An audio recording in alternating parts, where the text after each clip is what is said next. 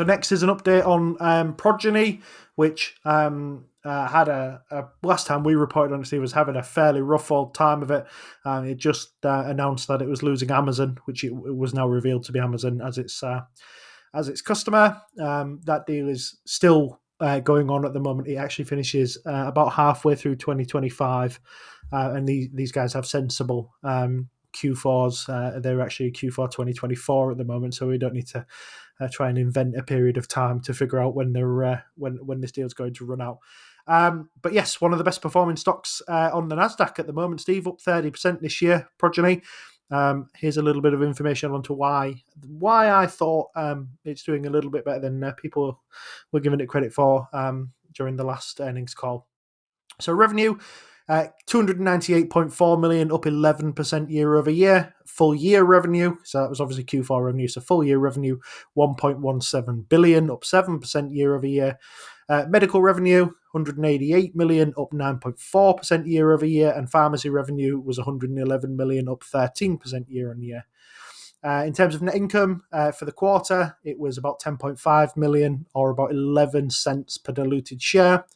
And adjusted, if you fancy it, adjusted, Steve, was 42 cents per share, which was compared to 32 if you made the same adjustments in the previous year. In terms of operating cash flow in the quarter, 52.2 million compared to 37.7 million previous year. Clients and covered lives was 530 clients, 6.7 million covered lives. And ART cycles, which is essentially treatment cycles, Q4 2024, more than 15,800 cycles, which is the highest quarterly total that they've ever had. Female utilization, 0.48%, which is consistent with the previous year. And the balance sheet check, Steve, that we do every time we do Progyny, cash and cash equivalents, 228 million, and still no debt. On the Q&A, they said that Amazon's program ending is going to result in about 37 to 40 million revenue hit in the first half of 2025, primarily in Q1. Future numbers won't reflect Amazon's utilizations just due to these program changes. One of the positives of the Trump government is that there's been an IVF executive order, which is seen as quite a positive for the industry. It basically focuses on access, women getting access to IVF, and also the affordability of IVF. These government contracts and developments are being closely monitored at the moment. In terms of ancillary services, they've said that there are some new services on the way and some new revenue contributions, but they're not quite ready to talk about them just yet. But they will share data on them as they gather and launch. So client departure. So they said that the loss of a large mature client with high utilization will temporarily dilute overall utilization rates, and they've factored this into the current guidance that they've offered. In terms of benefit bump integration, investments focus on integrating member experiences across the platforms.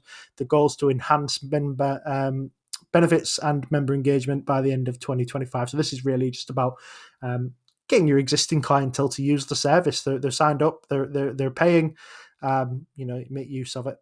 So they've signed some new partnerships with Cigna, which are crucial for the sales, providing credibility and streamlined contracting. And they think that there'll be continued benefits to be expected from these partnerships. They said that they focus on demonstrating long-term value, including cost control and trend prediction, rather than competing on price. So this was basically trying to highlight that there is quite a competitive environment at the moment, hence why Amazon has decided to switch around. But Progyny still believes that it offers the best service, essentially. And obviously that's something that people should be willing to pay for when it comes to things like IVF. They think that price cutting from competitors will end up being unsustainable, and it's a short-term problem, essentially. They want to expand more globally. They think that's the key growth area, and they are basically trying to complement offerings for large employers all over the world. They think it's one of the sort of star markers of employee retention. Even in somewhere like the UK, IVF is not free. You get, depending on where you live, it's a bit of a postcode lottery. You only get a set amount of cycles, and if those cycles don't work, you then have to paying. Something like Progyny being offered would obviously give you access to well, essentially like a private health insurance contract. So another reason for you to stay at a job if they offer something like that, or move to that job if you're a talented employee. Yes, and I think that allows for sort of comprehensive employee sort of population solutions as well. So maybe something that could be encouraged by governments that want the populace to grow. So yes, I was quite impressed with this, Steve. The market absolutely loved it at the time, sent it up 25% on the night. But it actually retreated back today. So by open, it was only up about 11%.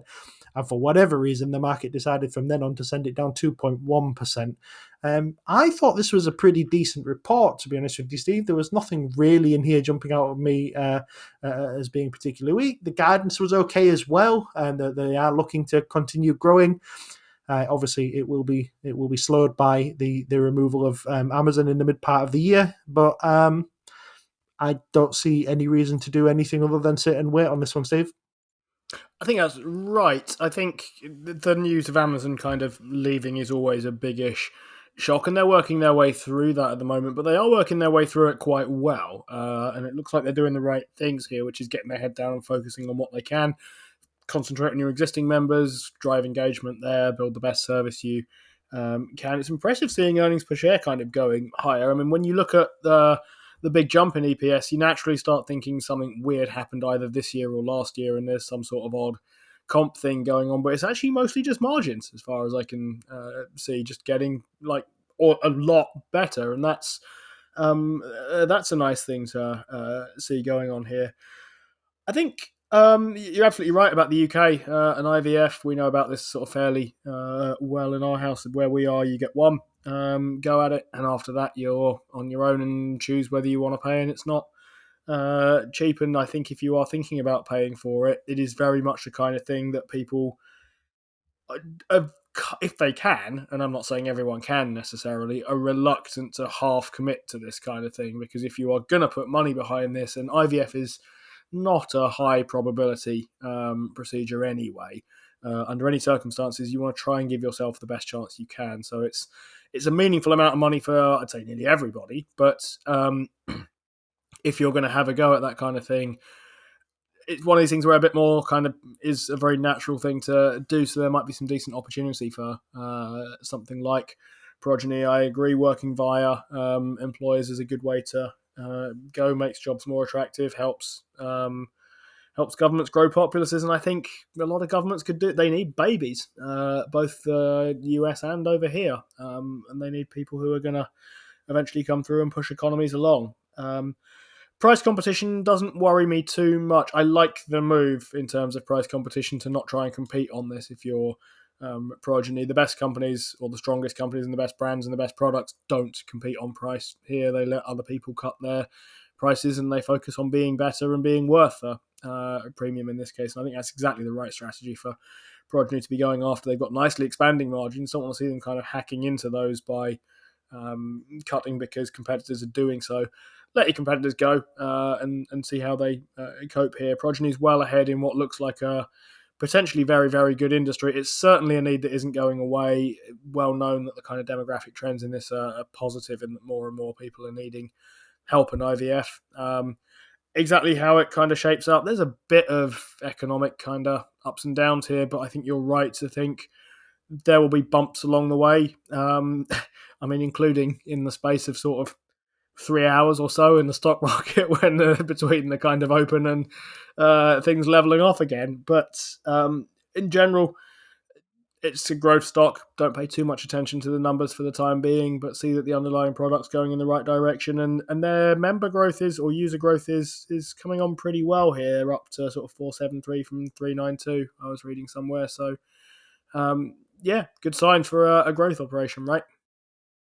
Yeah, I think people have got to just think about what you're, the only real advantage you have over, the big hedge funds, the big stock fund managers, is time. You don't need to do any window dressing. You don't need to do, if your portfolio doesn't perform at the end of this year, you don't lose your job over it. And I think with something like Progyny, you've got to have a longer term sort of view on it. Whereas this year might be sticky because their biggest customer is dropping off halfway through the year, and that's something that they've got to come over. They think they'll still grow by around between 1% and 5%, Steve, which is impressive when you think about what's missing from the what's going to be missing from the company. But as I said on the last one, you've got a significantly de-risked portfolio now by the big customer, the threat of the big customer leaving. Well, there's no threat of that anymore. They're going, and there's not much you can do about it. But it's up to Progyny to continue to execute from here. And if I have to sit on this one for a year while it returns to growth, then I'm more than happy to do it. And if the market wants to send it up 30%, Steve, I'm game for that as well. I think that last point's exactly the right one. I saw it was set for 1% to 5% growth, and someone commented correctly, I think, in the article that I was reading, that doesn't actually look like much for your growth stock. But when you factor in that's while they're busy losing Amazon, I think your idea that, okay, it's maybe set us back by a year or so, in that case, we're going to see marginal revenue growth for 1 year, and then we'll be back in business again in full growth mode without a heavy Amazon dependence. You've been watching a segment from the Playing FTSE show, brought to you in association with our favourite broker, Trading 212. For the full version of the show, check us out on Spotify, Apple, or wherever you get your podcasts. And if you open a new account with Trading 212 using the link in the description, there's a free fractional share in it for you. Just make sure that you use the code FTSE when you sign up. Terms and conditions apply, and do remember that when investing, your capital is at risk.